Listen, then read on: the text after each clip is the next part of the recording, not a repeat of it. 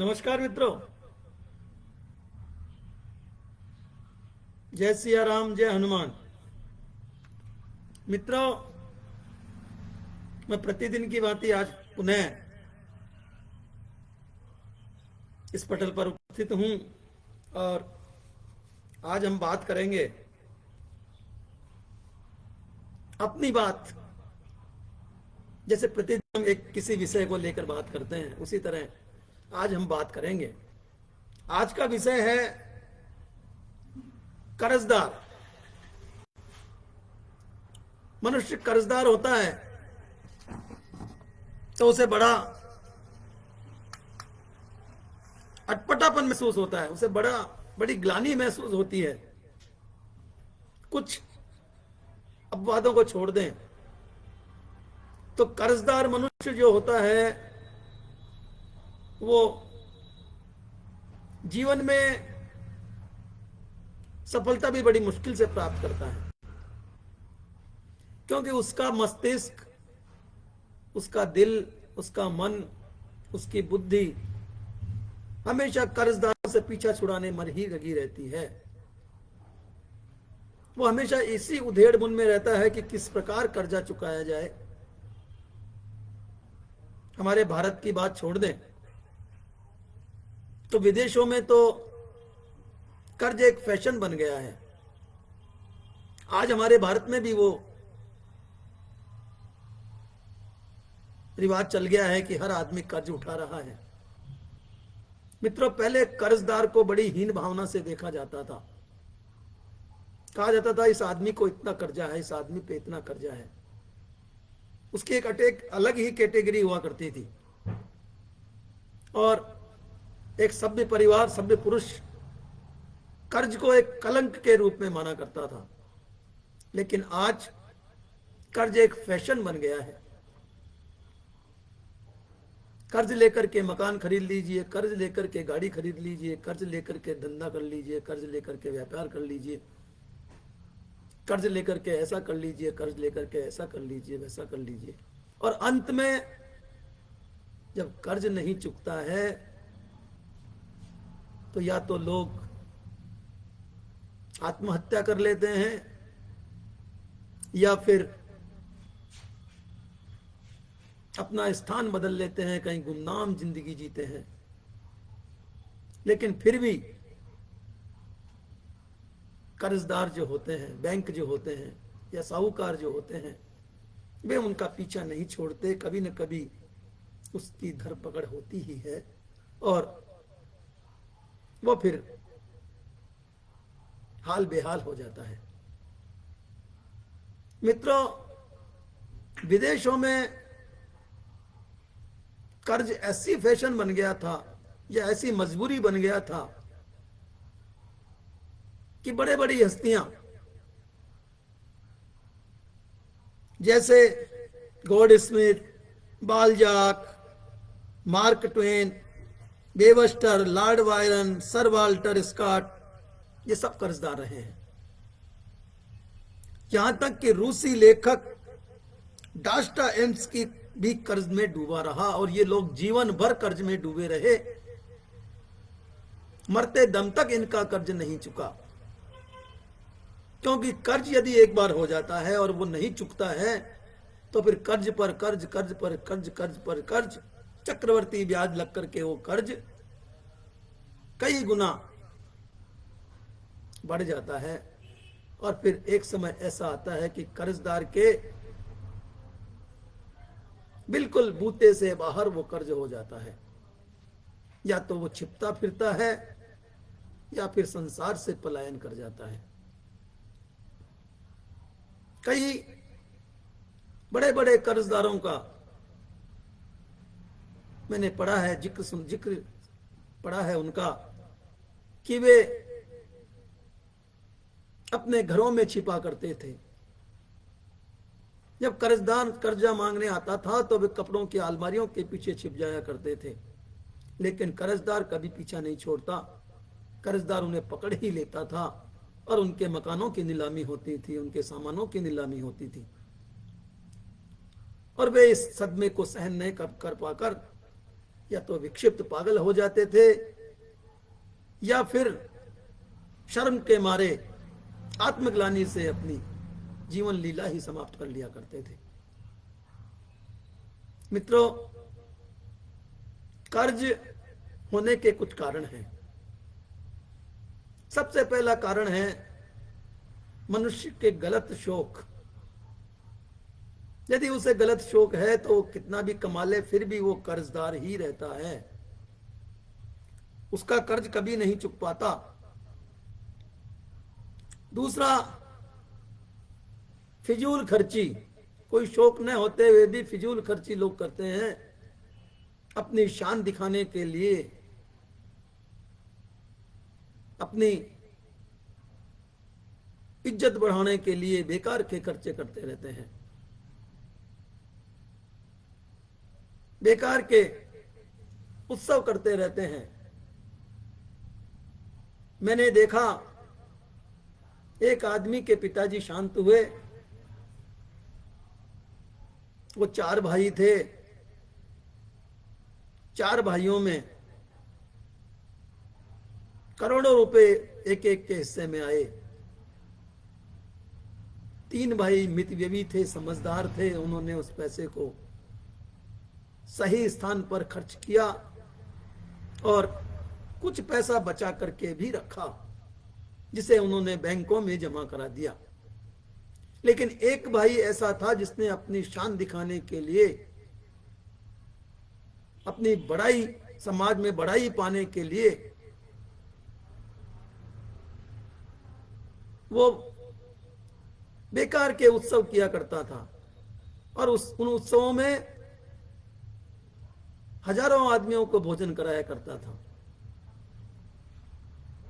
अपनी शान दिखाने के लिए यदि कोई उसके पास पैसा मांगने आता था तो उसे भी वो दे दिया करता था, ये जानते हुए भी कि ये पैसा मुझे वापस नहीं मिलेगा, ये आदमी बदमाश है, इस आदमी की नीयत खराब है, ये नहीं देगा। लेकिन फिर भी अपनी शान दिखाने के लिए वो उसे पैसा दे दिया करता था और सबको कहा करता था कि मैंने उसे मुसीबत में साथ दिया है, मैंने उसे ये किया है, मैंने उसका साथ पैसा देकर के किया है, पैसे से उसको मैंने ऊपर उठाया है।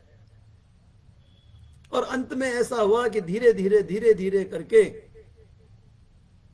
उसका सारा पैसा समाप्त हो गया।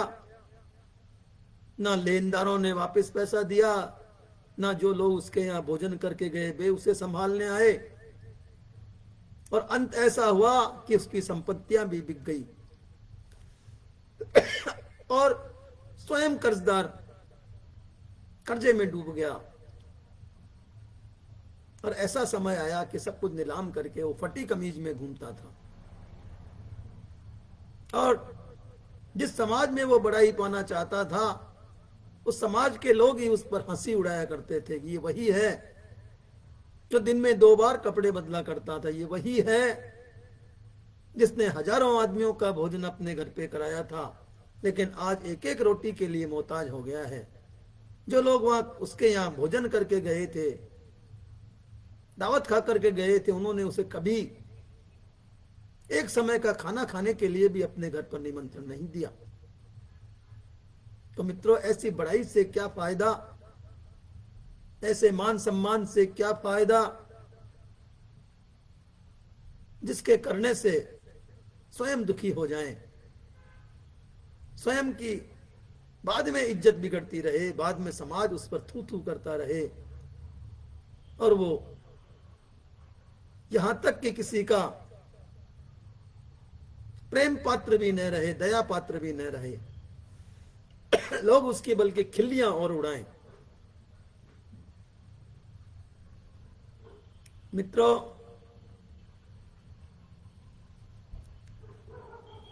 लिंकन भी एक बार कर्जदार हो गया और वो कर्जा चुकाने में उसे 20 वर्ष लगे। उसे कोई गलत शौक नहीं था, लेकिन वो किसी साझेदार के साथ शराब की दुकान चलाया करता था और वो साझेदार उसके साथ धोखा करके स्वर्गलोक सिधार गया और उसका कर्जा लिंकन को चुकाना पड़ा।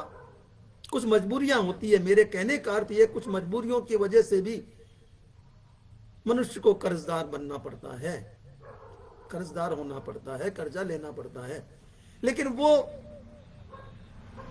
कर्ज नहीं होता है, वो असमर्थता होती है, उसे वो चुकाना ही पड़ता है। और वहां यदि आपकी नीयत सही है तो वो कर्ज चुक भी जाता है। मित्रों, कहा गया है कि जब जेब में पैसा होता है, जब पेट में रोटी होती है, तब हर एक जर्रा हीरा होता है। तब हर एक शबनम मोती होती है। जब जेब में पैसा होता है, जब पेट में रोटी होती है, हर एक शबनम मोती होती है, हर एक शबनम मोती होती है, हर एक जर्रा हीरा होता है। आपके पास पैसा है तो आपके शत्रु भी मित्र बन जाएंगे। आपके पास पैसा है तो वे लोग कभी जो आपसे बचकर चला करते थे, लेकिन आपके पास पैसा आने पर आपसे दुआ सलाम करना प्रारंभ कर देंगे, आपकी तारीफों के पुल बांधने लगेंगे। पैसा एक ऐसी चीज है जो मनुष्य में बुद्धि भी ला देती है, मनुष्य में ख्याति भी ला देती है, उसका इज्जत भी होने लगती है, उसका मस्तिष्क भी काम करने लगता है, वो बड़े पुरुषों में उसकी गिनती भी होने लगती है, बड़े लोगों में गिनती भी होने लगती है। लेकिन यहीं आकर के मनुष्य को संभलने का समय होता है। यदि वो ऐसे समय में संभल करके उस पैसे को दबा करके रहता है, उस पैसे को फिजूल खर्ची से बचा कर रहता है, तो वो कामयाब, जीवन भर कामयाबी रहता है, कामयाब रहता है, कामयाबी के साथ चलता है। और यदि वहां बहक करके उसने पैसे को लुटा दिया, यार दोस्तों के कहने में आकर के फिजूल खर्ची कर बैठा, तो फिर हाथ मलने के अतिरिक्त कुछ भी शेष नहीं रहता है। तो मित्रों, जो आपके पास पैसा है उसे आप मितव्यय से खर्च कीजिए, और जो नहीं है, जहां तक हो सके, चाहे आप दुख उठा लीजिए,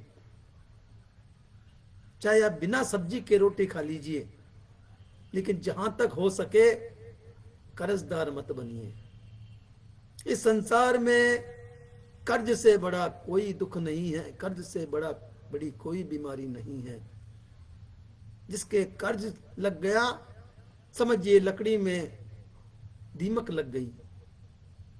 धीरे धीरे जिस तरह से दीमक लकड़ी को अंदर ही अंदर कुरेदती है, उसी तरह से साहूकार अपने कर्जदार को अंदर ही अंदर इस तरह कुरेद देता है कि वो कहीं का नहीं रहता है, कहीं का नहीं बचता है, उसका सब कुछ नष्ट हो जाता है, सब कुछ कर्ज साहूकार के पास चला जाता है और वो हाथ मलता हुए रह जाता है। इसलिए मेरी आपसे हाथ जोड़कर प्रार्थना है कि जहां तक हो सके कर्ज से बचिए।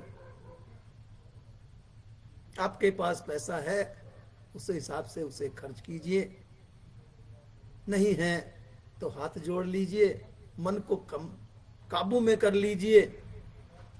आवश्यक नहीं है कि हर त्योहार पर आपके यहां मिष्ठान बने, आपके यहां हर त्योहार पर बिना मिष्ठान के भी काम चल सकता है।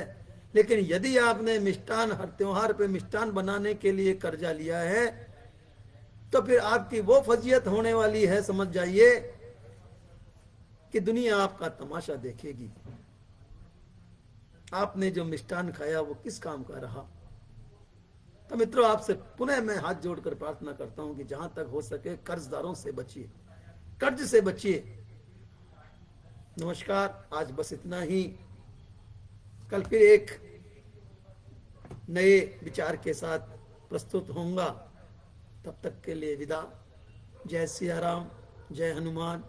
पुनः मिलेंगे।